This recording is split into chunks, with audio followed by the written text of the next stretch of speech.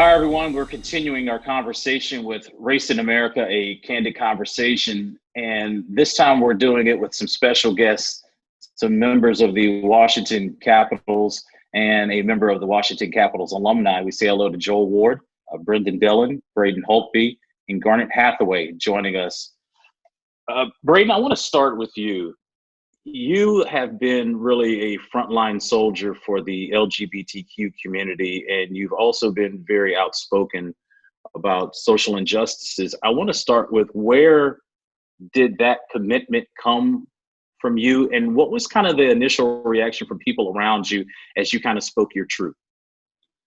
It's something. Obviously, I'm a small town kid from middle of nowhere in Canada, so moving to the States, I had a lot to learn, obviously, and I'd have to give mostly credit to my wife that she pushed me to kind of stand up for what we believe in, and use our platform a bit. And it's been something that it's been an easy choice for me, because I think it's the way we were raised, and like everyone, I think I notice more and more how uneducated I am at times, and I just want to push it forward to try and keep educating myself and hopefully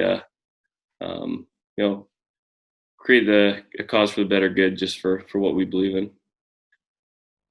Garnet, I wanted to ask you, the listening these days, how important is that to understand kind of other people's circumstance? I have this philosophy called 2 ears and 1 mouth for a reason, but how much have you been doing a lot of listening here lately? Yeah, I think that's a great line by you, because I think that's, in my stance, where I started from. You can't just come up with ideas on your own. I've been lucky enough to have great role models, and coming up and even what Braden said, kind of just how you're brought up with your parents as well. And I think the less talking you can do before you know what to say. I think it's important to take a second to collect your thoughts, see how you truly feel, and learn and listen from people who know better, because there's a lot of people out there that are experts in a lot of fields, and it's important to listen to those experts and collect your thoughts, and then when you're ready to speak, I think that's when the most powerful words come out. Brenden, what has the last 4 months kind of been like for you? We're all going through COVID together, right? This is uncharted waters. Doesn't matter if you're a professional athlete or a steel worker or a knucklehead sportscaster like me. We're all kind of going through this together, and yet we're also dealing with some real systemic issues that we've kind of had in this country. How have you been able to deal with all of this? Yeah, it's been a unique year for me personally, and I think for everybody around the world. And as you said, whatever different path of life we're on right now, and I think that it's been something where we've had nothing but no choice to accept what's going on in our world, across America, across North America, across realistically the world here. And I think for us as hockey players, we've talked about it, amongst teammates, amongst friends who, we might skate with back home or no. And, it's funny how the world works when one thing after another, it seems to be coming at society from all angles. And I think it's been definitely a good thing to raise awareness across everything. Joel, as we're all on this Zoom call, I was saying this to a friend of mine earlier this morning about having this opportunity to have this conversation with you gentlemen, and I called it progress. And the reason why it's progress, as we have 2 African Americans and we have 3 white men here talking about race, inclusion, how do we make it better, right? So I didn't think we would be at this place on March the 10th, but we're here on August the 1st. Do you see it that same way, that this is some real positive interaction and change that has happened through COVID, through people being kind of at home with nothing really else to do but to see what's really going on in the world? 100%. I think that it's been imperative, especially the last couple of weeks, of just having these conversations. Even our group of the HDA, we've had some tough conversations with different people from all aspects of life. And that's just the message that we want to educate. We want to help educate.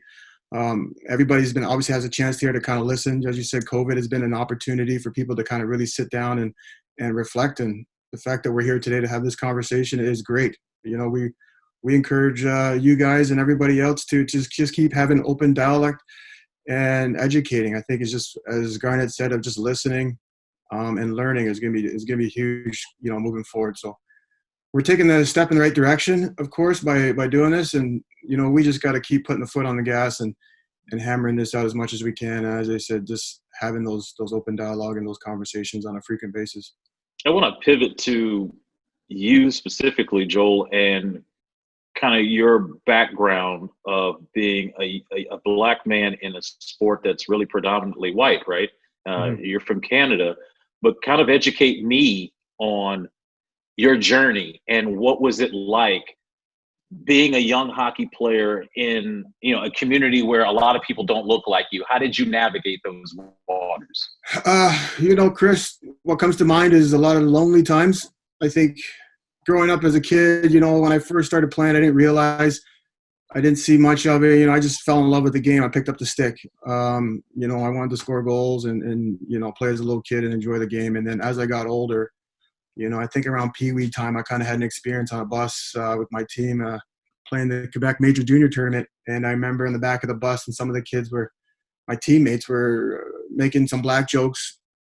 And I tried to hold it in, and I tried to kind of to fit in, and I just didn't say much. And then it just slowly broke me down. I remember just started crying to myself in my seat, and I moved back up to the front of the bus. But that was kind of an eye-opener for me, knowing that, you know what, I was the only person of color here, and I knew my path is going to be a little bit tougher down the road from there on forward. And you know, it could be a lonely time in that locker room. You know, there's days where you just want to put on a good face, but in your own personal life and things that you can't really relate to with other guys on the team, it's tough. So you just try to put on a good face and try to carry the load, and you don't want to be known as the angry black guy when something happens per se. But you know, for me, I just kind of tried to be respectful to my teammates. I tried to educate. I tried to have some conversations with guys when things would come up, and that kind of made me feel a lot better, just to kind of get certain things also off my chest, and for other guys to help and educate. So, but I mean, the stories that I've had and what I've endured over the time is definitely tough, and faced a fair bit of racism myself, and you know, and hopefully we can kind of collectively as a group try to end racism in our game and also in society. You know, Braden, when you hear this from Joel, I know this is nothing new for you to hear something like that, though, but in this space where we're having this type of dialogue, you know, what did you think as a kid, kind of growing up, having the same dreams and aspirations as a guy like Joel, but not really having to deal with that part of just wanting to be a hockey player? Yeah, I mean, obviously I would have no idea. And it's, you know, where I grew up, it's a lot of the same issues are there. It's just with First Nations people, and it's very similar. You see, I know I grew up with a few teammates here and there from different nations, and the racism was just there as part of the culture. We didn't, you know, we're so naive, and that's why this time is so important. I think is especially kids. You know, if kids grow up with the right knowledge, with the right people to listen to, hopefully that dies down and it's not an issue anymore. So obviously in Wardo's situation, I mean, I was never around it. It was just a different type of racism, I guess. But it's still there, very prevalent. You know, a lot of those times you look back, and I wish I would have stuck up more, you know. And I hope that these conversations, if there's young kids, you know, watching these, they won't feel scared to, you know, say what the right thing is and teach the right messages. So, you know, hopefully people don't have to go through it, you know, in the future, if people keep working hard at it. You know, Garnet, Braden just said something that was so key to me, and this is something in the world in which I cover, which is the NBA, which is complete opposite when you think of the NHL in terms of the ethnicity of the league, right? I have a friend who played in the league, white guy, 13 years played in the NBA, and he always talked about, he listened to the black players talking about what they were going through on a daily basis, but he never said anything. And I stopped him and I was like, that's the issue, is you are in a position where you can say something, you can invoke some change by being a change agent, knowing that when things are wrong. Garnet, talk to me about that part of it, is like now in this space that we're in where, there's no more time to be quiet. We have to act. How do you respond to that? I think it's a great point what Braden brought up too, with the platform that we have to be able to do that. Where I was at that point in my life, trying to get farther in hockey and having the struggles and the dreams to play professional hockey, and then having the struggles of, time management at school. But it's never did I have the kind of struggles or the kind of challenges that Joel just talked about. I hope I was someone who would stand up and sort out, when something was wrong that was said. But right now, I think you can see by, the dialogue we have and the guys we have in this group right now talking, that we're learning a lot right now, but this is the platform that we have a chance to speak up. And hopefully, like Braden said too, educate kids who are playing right now, who are listening a lot, and not talking quite as much, and not saying the right things, and letting those important moments. Because I think, like Joel said, there's probably, he can probably think of a moment that he wishes someone had stood up, and to let that slip away for someone listening, one of his teammates, I would imagine, I hope, we could get someone to stand up in those moments. Brenden, talk about your experience of getting to, obviously, the dream of getting to the National Hockey League. Kind of what was your journey getting there? Yeah, for me, I grew up in Western Canada, and I think for myself, we all go through our struggles as young kids. But I think to truly understand, I played 3 years with Joel when we were in San Jose, and I still remember when things, the whole George Floyd incident had happened, and I think there was a lot of reflection that was going on across the world, and across not just us as hockey players, but everyday people. And I was fortunate enough to have parents that taught me it didn't matter the skin color, it didn't matter what someone did for a living. You treat everybody fairly, whether that's another schoolmate or a player on your team. And I think just to learn more, because for me, again, in Canada, kind of as Holtz had said, there's definitely a lot of Indo-Canadian and Native American, Native Canadians that are around, and you see there's definitely a difference in how people are treated. And now being in the States for the last 12, 15 years of my life, you start to see why this is such a big thing and a big issue that needs to change. And for hockey players in general, we try to consider ourselves people that want to do the right thing, want to stand by the right thing, and just having these types of conversations, and whether that's a young kid that's just picking up a hockey stick for the first time, or someone that's in major junior, or even starting their pro career, that everyone's teammates, everybody is here for the same common goal, to have fun and do something we love. And I think in any facet of life, it shouldn't matter what skin color you are, where you came from, how you grew up, that we're all here together, and we want to be united as one.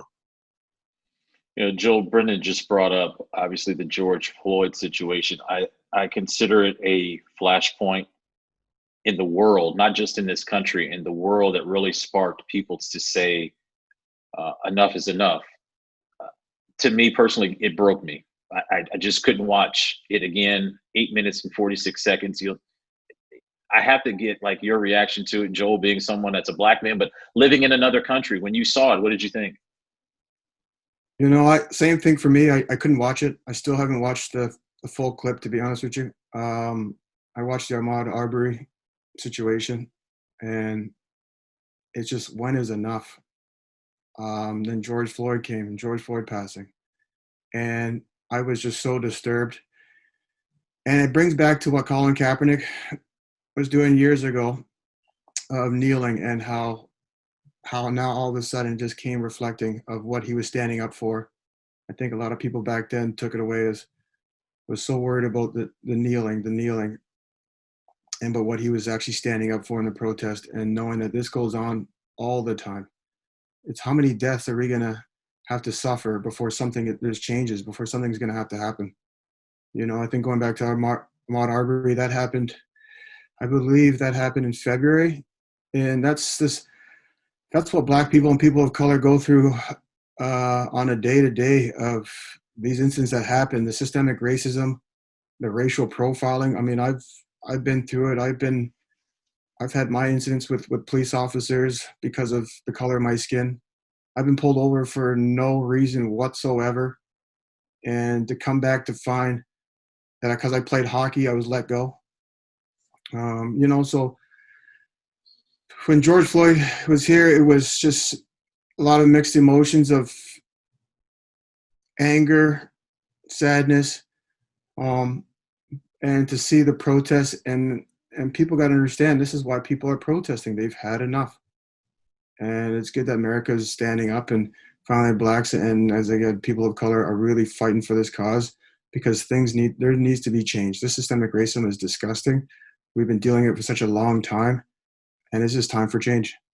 And Breonna Taylor, we're still waiting for what's going to happen there with her situation. But there was some policy that was changed in Louisville, Joel, in terms of the no-knock warrants.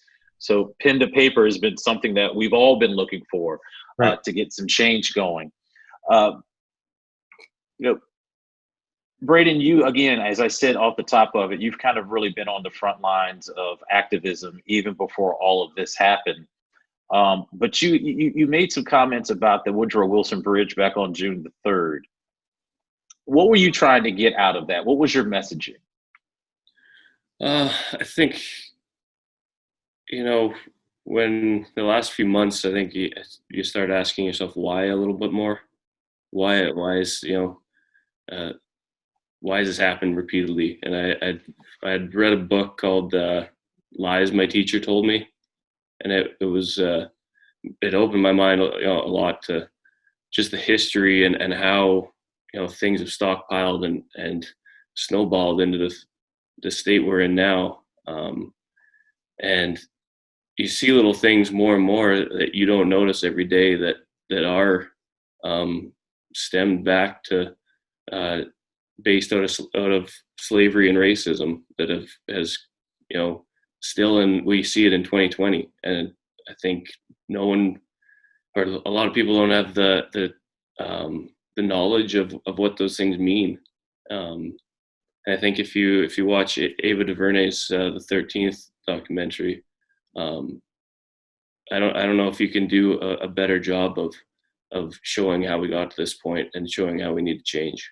And it's obviously something that I have never experienced, but it's, you know, so disgusting to watch, and you just can't believe in these times that it keeps happening. And you know, when I saw the George Floyd thing, I wasn't overly shocked, and that's bad. You know, that shows that it's happened over and over and nothing's changed. And it's great to see that the people are standing up finally. And as long as there's a big enough group that keeps pushing things forward, hopefully this time will change. I want to shift the conversation to something your organization is doing, guys. And I'll start with you, Garnet, about, you know, this initiative entitled United for Change. And really the Capitol's immediate effort, it's a three-pronged process you guys want to go through. It's about youth hockey, education, and awareness. I mean, those three things right there of just opening up young people's eyes to the possibilities of seeing you, and maybe it sparks their passion for the game of hockey. How do you plan on approaching kind of that three-pronged process that you guys have going? Yeah, I think for us being able the opportunity to be able to go to their practice, the Fort DuPont, right? The camps, to be able to go there, to get on the ice with those guys, and just it always brings me back to my childhood and trying to, I got to meet a couple of the Capitals when I was 8 years old, and it's a dream that you could see how real it was, and so if we can just give them the vision of it, the dream of making it a possibility, because they should be able to have that possibility. They should be able to dream that no matter the color of their skin, no matter what their circumstance is, and if we can help make that a reality, in the sense of realizing they can do it, and just inspiring, I think not only are they going to get a lot out of it, but I think selfishly as a team, I think we're going to get a lot of joy out of it, and have a great purpose, and hopefully spread that even throughout the league. I think for the Capitals to step up like this as an organization and have the players on the team be as excited as they are about it, I think that's a great stride. Yeah, great point there. Brenden, how have you kind of used your celebrity now over the last couple of months, as we've talked about going through COVID, talked about social injustice, but now, you have this platform, right? Have you kind of changed the way you think about how to use your celebrity? Well, I think that was why it was such a big thing for me to talk to people like Joel, to have these conversations amongst teammates like Holtz and Garnet, and just learning more, so that when we do have these conversations with, whether it's younger hockey players or just people we're meeting around, or that you're talking with on your social media, and spreading the messages, that we're spreading the right ones, and we're truly understanding what people have had to go through in this world. And I think just realizing that us as hockey players, I still remember as a young kid growing up in Vancouver, when a Canucks player would come and talk to us, he could be talking about anything, and I was dialed in. I was listening. I believed it, and whatever that might be. And I think for us, we just consider ourselves other guys, and we're fortunate and lucky enough to be able to play hockey for a living. But in the grand scheme of things, the way we act, the way we portray ourselves, the way that we, our character at the end of the day, that really goes a long way in kind of forming, whether that's the next up and coming hockey players, whether that's the people we meet on the street, the kids in our hometowns that we're around in the summer at hockey camps. These are all important people, because you realize how elementary schools and high school, those important years of your life where you're learning nonstop, you want to learn about the right things, and something as simple as how to treat one another. Doesn't matter what you look like, where you come from, what sort of status you are, whether you're an NHL player or not. That we're teaching the right values, and I think that'll continue to carry on in a positive way. I can't agree more with you. Joel, we'll wrap it up with this. Please tell us about your Hockey Diversity Alliance that you have formed. Yes, the Hockey Diversity Alliance, we're about 9 players now.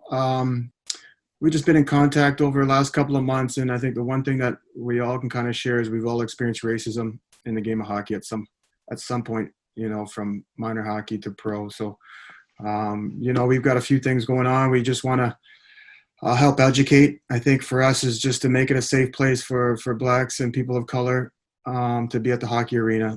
The parents, the phone calls that we get from minor hockey parents is just, it'll blow your mind off. It's sickening. So we're just here to make it a safe play. I think we're also just trying to initiate and recommend policies for those big institutions like Hockey Canada, Hockey USA, the National Hockey League, to help eradicate systemic racism in our game. So we've got a few things going on, quite a few conversations. We're hoping to form a nice partnership and with the league, with the NHL, and hopefully we can agree to signing a pledge, and that way we can help end this. But we're moving forward. We're pushing. And, you know, as I said, it's going to be a long road ahead, but we're excited for the opportunity to do that. And, you know, as I said, we just want to see change. It's time to make change. So I've got 2 boys now, and I'm kind of hoping to make sure that hockey, they don't experience what I had to go through as a kid. It's all about progress, right? Anything that you need, Joel, from that standpoint, again, it's the Hockey Diversity Alliance. Please let us know. We want to push that initiative forward. Gentlemen, as I told you all before we got this started, this is awesome for me. I have a tremendous amount of respect for you, more respect that you guys came in here, sat down, had a conversation, and hopefully it sparks more conversation. And as I said, hopefully more change. We can put pen on paper, get some legislation to eradicate racism. It is my honor and my privilege to talk to all of you. I'm rocking my beard early, so go get that cup, okay? It started early, and I'm keeping it. So go get the cup, guys. And again, we appreciate your time. Again, it is the Caps United for Change. Thank you, gentlemen, so much for spending some time with us.